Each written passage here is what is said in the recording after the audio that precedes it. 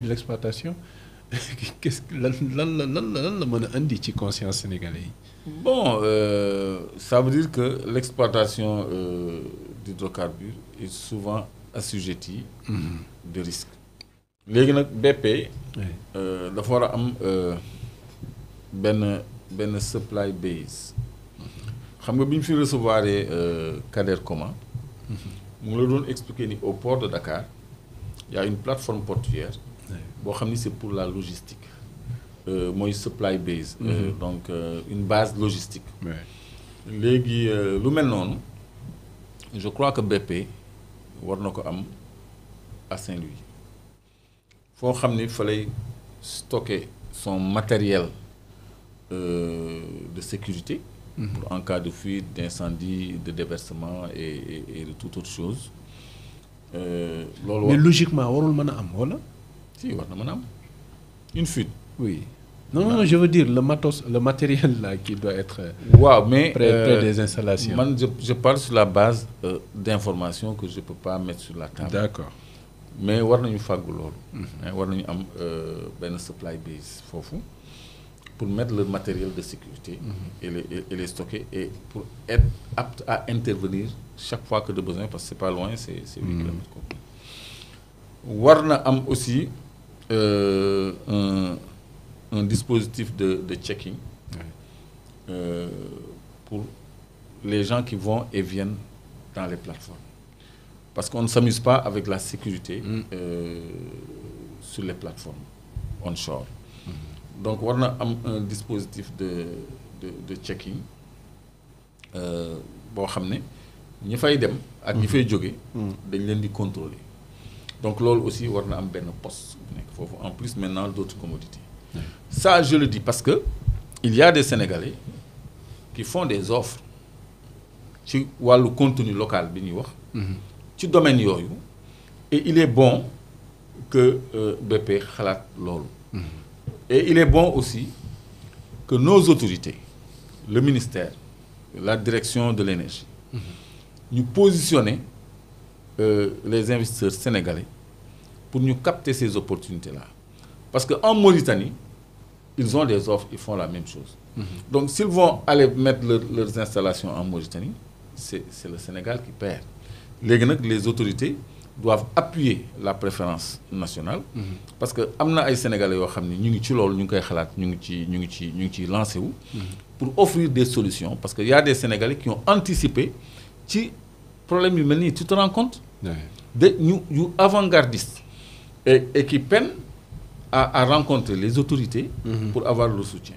Donc je crois que c'est une demande boo xam ne dina intéresser yu mel ni BP ak Cosmos ñu am une base logistique boo xam ne en cas d'intervention ils ont tous leurs outils là-bas nga xam ne dañuy jóg rek dem même ay héliport ak yooyu tout ça dañ ko war a am à côté pour des interventions rapides en cas d'urgence am na ay Sénégalais yu xalaat infrastructure yooyu ba commencer di ci investir avec le risque pour capter ces opportunités-là, mais pour peu que les autorités soient au courant et les appuient dans ce sens. Je crois que Cosmos ak BP, surtout BP, soxla nañu loolu. soxla nañ ko bu ñu desee ba tey ci BP Mauritanie ak Sénégal ñoom dañu bëgg rationaliser les coûts pour l'accord de cession bail du FPSO. xam nga GTA également investissement mu ngi toll ci 5 milliards de dollars. 3 000 milliards comme bee rek. Donc mais ñoom dañu bëgg fi mu nekk nii fexe rek ba li nga xam ne mooy phase 1 bi ñu gën ci mën a profiter.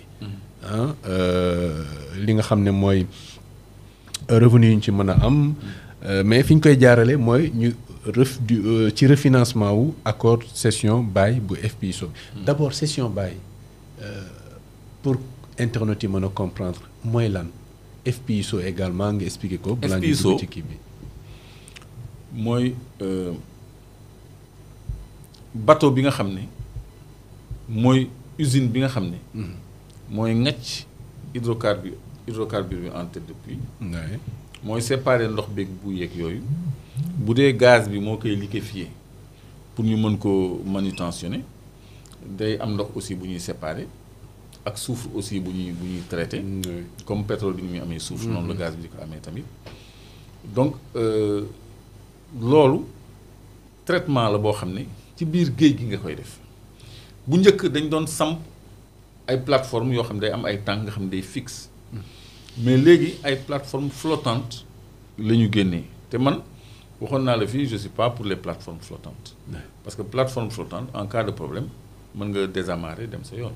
Déjà ñuy wax waxu crédit bail loolu ça va viser des durées et des conditions. Session bail plutôt. Ça va viser des durées et des conditions. Oui. Donc FPSO mooy floating production FP floating production storage and offloading vessel. Plateforme flottante de production de stockage storage and offloading vessel. De déchargement. Déchargement mooy la traduction mot à mot mais moi je préfère d'approvisionnement. D'approvisionnement. Oui. Parce que mot à mot c'est déchargement. Offloading c'est décharger. Load c'est charger, offloading c'est décharger. Donc mais approvisionner un tanker man laa gën a jekku que décharger. FPSO bi moo nekk nii. waaw kii c'est un modèle de FPSO. C'est un modèle, oui. Parce qu'il y en a d'autres kii benn modèle la. Il y a d'autres modèles de FPSO yoo xam ne day ànd ak héliport ak yëpp parce que normalement war na am sax fu hélicoptère war a mën a posé wu comme bu Sangomar bi.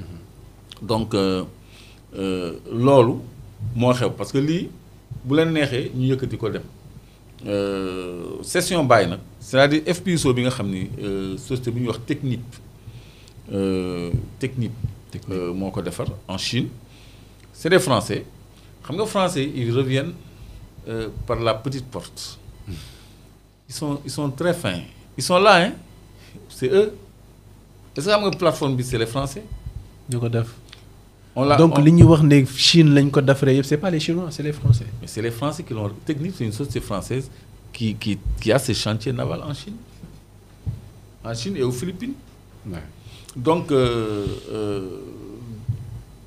ñooy liggéey loolu léegi au bout de 10 ans cette plateforme devait nous revenir mais Macky Sall bi muy essayé son avion là avion bu beesam bi Diomaye yor xam nga moo ko jënd dem na fi Mauritanie ni day essayé avion mais non dafa demoon signé ji ak Aziz une convention bi nga xam ni moom la ñu nekk di renégocier pour que ad vitam aeternam Sénégal ak Mauritanie continuer di fay plateforme bi au lieu ñu moom ko au bout de 10 ans. Et quand on parle de session bail, c'est une renégociation. C'est-à-dire dañu dellu si ci li waroon a nekk maanaam li Macky Sall ak Aziz def la ñu nekk di dindi.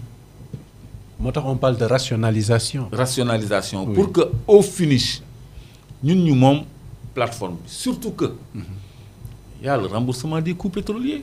yow mënoo rembourser le matériel xam nga léegi la ñu dugg ci remboursement des coûts pétroliers tu peux pas rembourser les coûts pétroliers ba pare continuer di fay la location d'une plateforme boo ko rembourser yaa ko moom. plateforme bi ça a coûté x milliards yow teq nañ la 75% pour x milliards boobu ñoom ñu fayeeku ko. mais bu ñu ko fayeekoo yaa moom. donc loolu mooy rationalisation c'est assez diplomatique. Oui. Mais on est en pleine renégociation on est en pleine renégociation. Des contrats. Voilà. Des contrats. C'est ça. Donc, comme on Clédor dañuy terminer. jotaay bi tey neexul de c'est un peu. Non, neex c'est un peu technique, c'est un peu législatif. Mais c'est bien.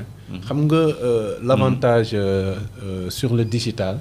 mooy di nga seetaanaat di gën a comprendre donc c'est un peu l'avantage c'est du stockage de production bu ñuy def également à ce niveau nga xam ne les internautes auront toujours l'occasion de revenir dessus dañuy terminer par cette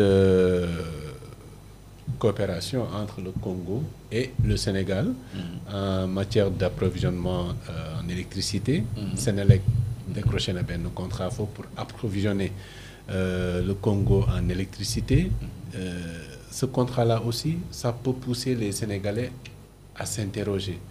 Naka la Sénélec nekkee fii ak ay producteurs privés di jënd courant si ñoom mais teg ci di approvisionner un autre pays. Comment cela se fait? waaw xam nga dañu xamul Sénégal rek Bon, pour le Congo, je ne crois même pas qu'il s'agisse d'approvisionnement, mais de distribution d'électricité. Oui, distribution, oui. De distribution d'électricité. Parce que nous, ils ont de grands hydrobarrages, des barrages hydroélectriques. Il y a une différence entre distribution et approvisionnement? Oui, parce que approvisionnement, tu es dans la production. Approvisionnement, tu es dans le service. Parce que, si fait qu'il y a, par exemple, on donne une ligne à la Gambie, qui vient de notre quota du barrage de Manantali. Là, on approvisionne la Gambie. Quand le Nigeria donne une ligne au Niger pour de l'électricité, le Nigeria approvisionne le Niger en électricité. Mais ce que la Sénélec fait là-bas, ce n'est pas de l'approvisionnement. Ça peut être même de la production. Nous avons une unité de production, un parc de production, mais ils sont surtout dans la distribution. Dans la distribution. Les gens warul jaxal ben Sénégalais. Parce que nous, on a d'excellents ingénieurs qui sont partout en Afrique. Bon, demain, Sonatel, Mali, Guinée, Guinée-Bissau et tout ça, c'est Orange, il faut voir Sonatel. Mais nous, c'est les Sénégalais qui sont là-bas, qui ont des contrats là-bas depuis des années. Est-ce que vous savez? La mine d'or du Burkina. Mais les ingénieurs sénégalais, quand il y a eu un mouvement là-bas, ils ont été solidaires. Les ingénieurs sénégalais, ils ont oublié mine bob. Ils ont fait des ligues. Et mine fille Sénégal, ils ont fait des bénéfices pour construire cette mine-là. Donc, dans tous les domaines, nous avons des tentacules régionales et sous-régionales. Donc, lolo, nous, on a des ressources humaines de qualité. Nous pouvons déployer même en dehors du Sénégal. Remarque, West Africa Energy, c'est 35 ingénieurs de Sénélec dans le personnel. 35 ingénieurs de Sénélec, le West Africa. Donc, des ingénieurs, on en a. On en a. Merci beaucoup, Claire Dorsel. Je vous en prie. Jërëjëf ci explication yu am solo yi